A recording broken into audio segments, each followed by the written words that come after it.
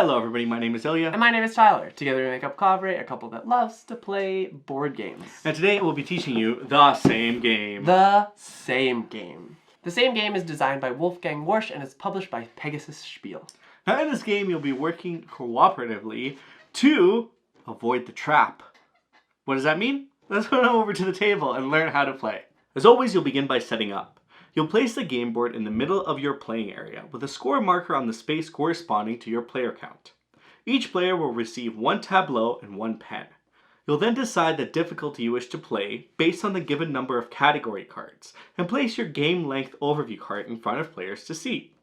Then you'll sort the categories by their backs and shuffle each pile, drawing an amount equal to the level you're playing and placing a cup next to each of these categories.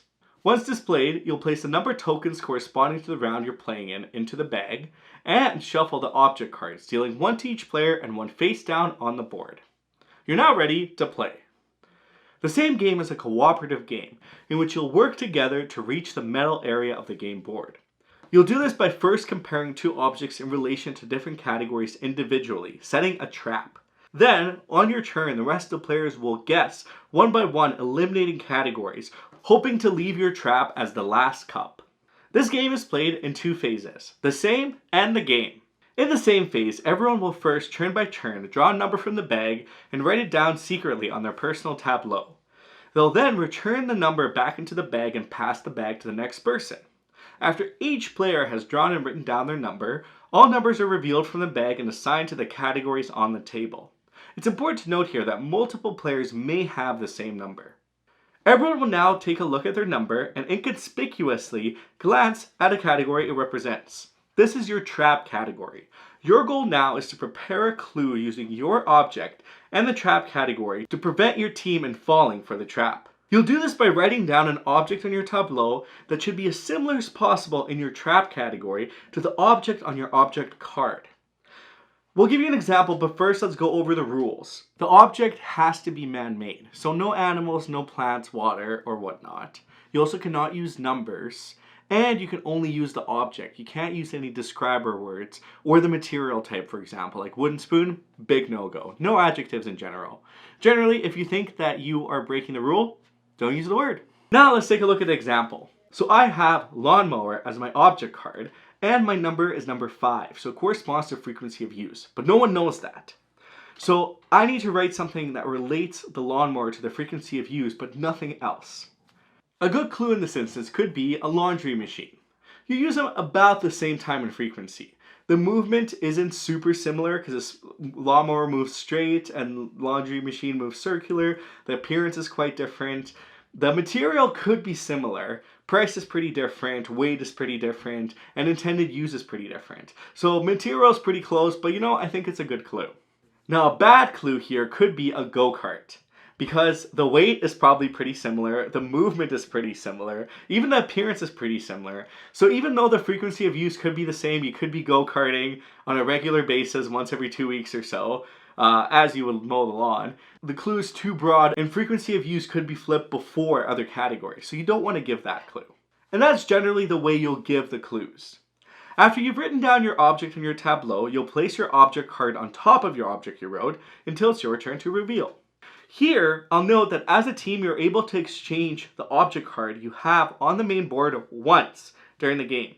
If someone feels like their object category pairing is too difficult to communicate, then you can collectively decide to let that player swap their card with the card on the board.